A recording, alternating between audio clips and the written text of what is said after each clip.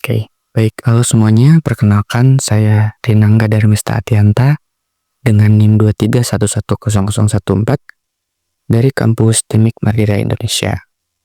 Nah, kali ini saya akan bahas materi tentang analisis penerapan ISO 9126 pada sistem informasi.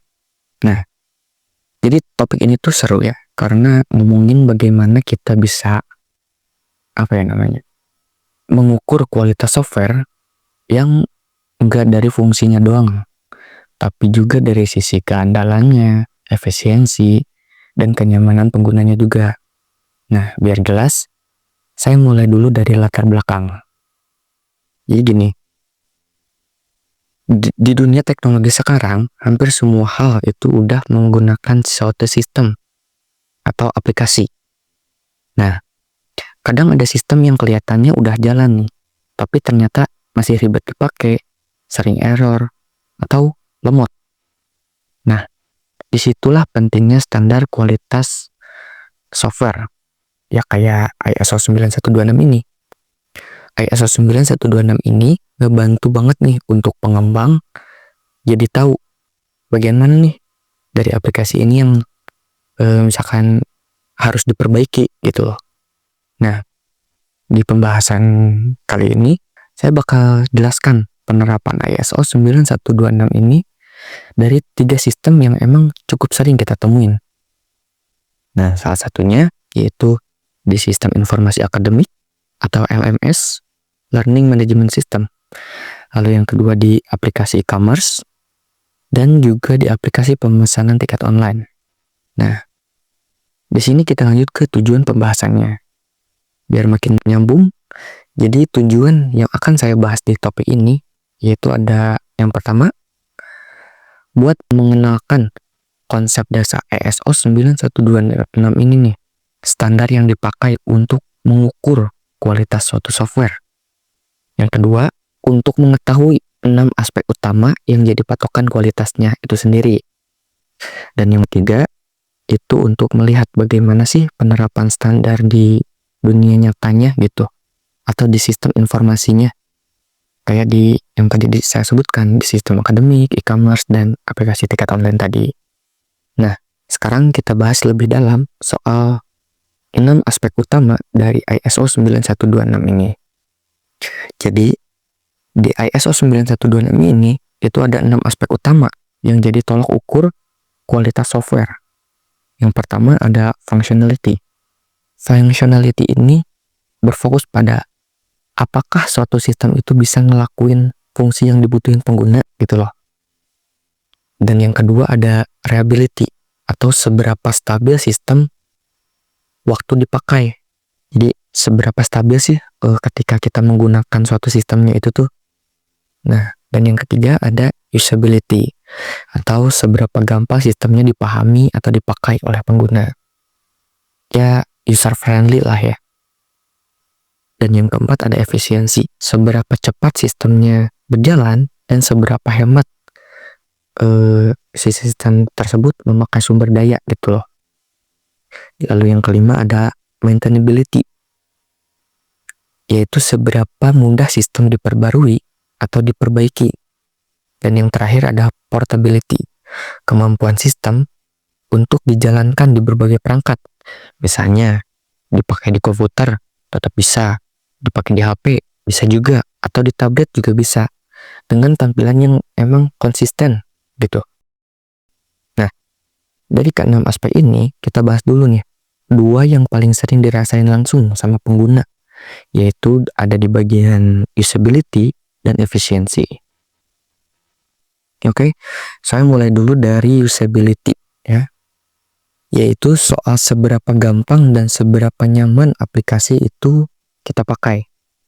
Misalnya di sistem informasi akademik, dengan tampilannya yang simple dan menunya jelas, itu tuh yang bikin mahasiswa gampang mengisi KRS atau bisa melihat nilai tanpa merasa kebingungan gitu loh. Lalu ada efisiensi yang ngomongin tentang kecepatan dan kinerja suatu sistem. Contohnya di aplikasi e-commerce misalkan, walaupun produk yang ditampilin banyak banget tuh, ada ribuan, tapi sistemnya itu tetap cepat dan nggak bikin HP nge-lag. Nah itulah efisiensi. Jadi kedua aspek ini tuh penting banget buat bikin pengguna betah lah istilahnya dan puas ketika memakai aplikasi tersebut gitu.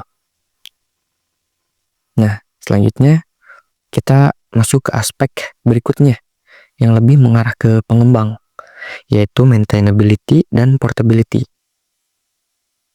Nah di maintainability ini berhubungan sama seberapa gampang suatu sistem diperbarui dan diperbaiki kan. Kita ambil contoh misalkan di aplikasi tiket online. Nah, tim pengembang tuh bisa menambahkan fitur baru gitu.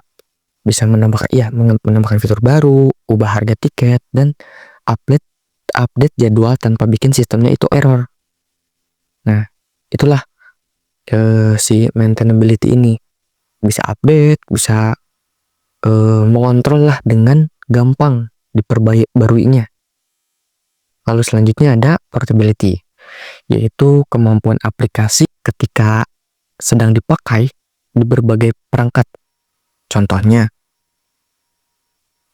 misalkan aplikasi e-commerce yang bisa dibuka lewat web, tapi bisa juga dibuka lewat Android maupun iPhone.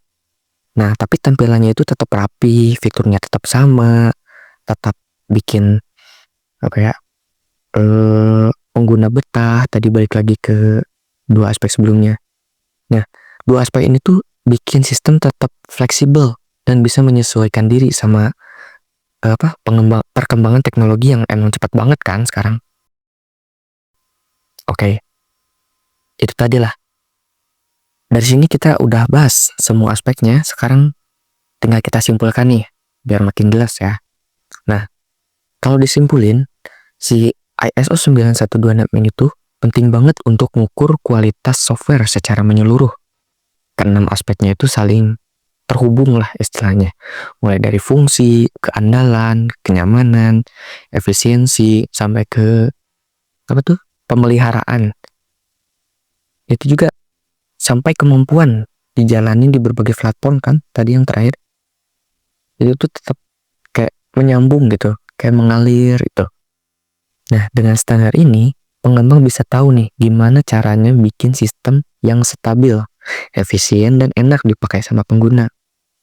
Nah, lewat contoh tadi, dari sistem akademik, e-commerce, dan pemesanan tiket online yang saya sebutkan tadi, kita bisa lihat nih kalau si ISO 9126 ini bisa diterapkan menjadi tolok ukur lah untuk berbagai jenis sistem, asal prinsipnya tetap dijaga gitu. Ya, 6 aspek tadi. Nah, selanjutnya kita beres ya. Oke, mungkin itu aja presentasi yang saya dapat bahas mengenai analisis penerapan ISO 9126 pada sistem informasi. Semoga dari presentasi ini kita bisa mendapatkan gambaran gimana sih pentingnya standar kualitas software dan gimana cara ISO 9126 ini bisa ngebantu pengembang untuk membuat sistemnya yang lebih bagus gitu. Terima kasih yang udah menonton, semoga bermanfaat. Kalau misalkan ada pertanyaan, silakan langsung tanyakan saja langsung di kolom komentar. Dengan senang hati saya akan menjawab. Terima kasih sudah mendengarkan. Wassalamualaikum warahmatullahi wabarakatuh.